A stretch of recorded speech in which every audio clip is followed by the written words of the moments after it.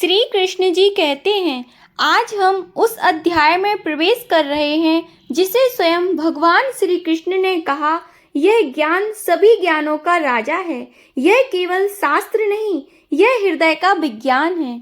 यह केवल पूजा नहीं, यह प्रेम का मार्ग है। अगर आप भगवान को महसूस करना चाहते हैं तो इस अध्याय को ध्यान से सुनिए। राज विद्या और राजगहन का अर्थ। राज विद्या ज्ञानों का राजा, राजगहन सबसे गुप्त रहस्य। श्री कृष्ण अर्जुन से कहते हैं, मैं तुम्हें यह सबसे गुप्त ज्ञान इसलिए दे रहा हूँ क्योंकि तुम मेरे प्रिय हो। यहाँ एक बात बहुत बड़ा संदेश है। भगवान अपना गुप्त ज्ञान उसी को देते हैं जो अहंकार छोड़ देता है। यह ज्ञान क्या है कि भगवान हर जगह हैं और उनसे जुड़ना कठिन नहीं है। यह तपस्या से नहीं बल्कि श्रद्धा से मिलते हैं। श्री कृष्ण जी कहते हैं, मैं संपूर्ण जगत में व्याप्त हूँ, सभी प्राणी मुझ में हैं, पर मैं उनमें बंधा नहीं हूँ। सोचिए, जैसे हवा हर जगह है पर हम उसे देख नहीं सकते, वैसे ही भगवान हर जगह हैं, हम उन्हें इसलिए नहीं देख पाते क्योंकि हमारा मन बाहरी चीजों में उलझा है। अगर मन शांत हो जाए तो भगवान का अनुभव होने लगता है।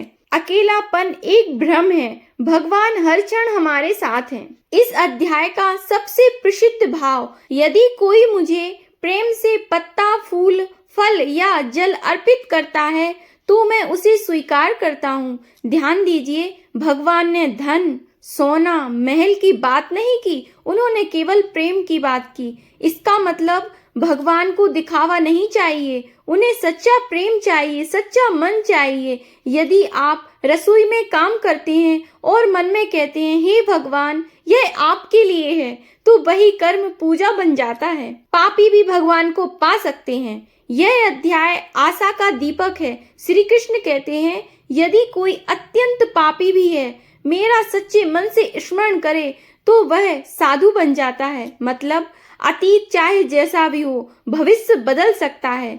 भगवान हमें हमारे पापों से नहीं, हमारी नीति से देखते हैं। जो व्यक्ति सच्चे मन से बदलना चाहता है, भगवान उसका हाथ पकड़ लेते हैं। समर्पण का विज्ञान। श्री कृष्ण कहते हैं, जो भी तुम करते हो, जो भी खाते हो, जो भी दान देते हो, सब मुझे अर्पित करो। इसका अर्थ है काम छोड़ना नहीं, अहंकार छोड़ना है। जब हम हर कर्म भगवान को अर्पित करते हैं तो चिंता समाप्त हो जाती है क्योंकि परिणाम भगवान के हाथ में है। भगवान कहते हैं, जिसमें श्रद्धा नहीं वह इस ज्ञान को समझ ही नहीं सकता।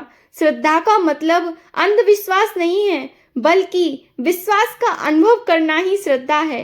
जब हम रोज थोड़ा समय भगवान के नाम में बिताते हैं तो मन बदलने लगता है और वहीं से सच्ची शांति शुरू होती है। अध्याय 9 हमें सिखाता है, भगवान दूर नहीं है, भक्ति कठिन नहीं है, प्रेम सबसे बड़ा साधन है। कोई भी व्यक्ति भगवान से वंचित नहीं है। यदि हम अपने सच्चे मन से हर दिन थोड़ा समय भगवान को दें तो जीवन स्वयं बदलने लगता है। अंत में मैं यही कहना चाहूंगी, भगवान को पाने के लिए विशेष बनने की जरूरत नहीं है, सच्चा बनने की जरूरत है। अपने हर कर्म को प्रेम से भगवान को अर्पित करने की जरूरत है। यही राज विद्या, यही राजगहन योग है। जय श्री कृष्णा, जय श्रीमन नारायण।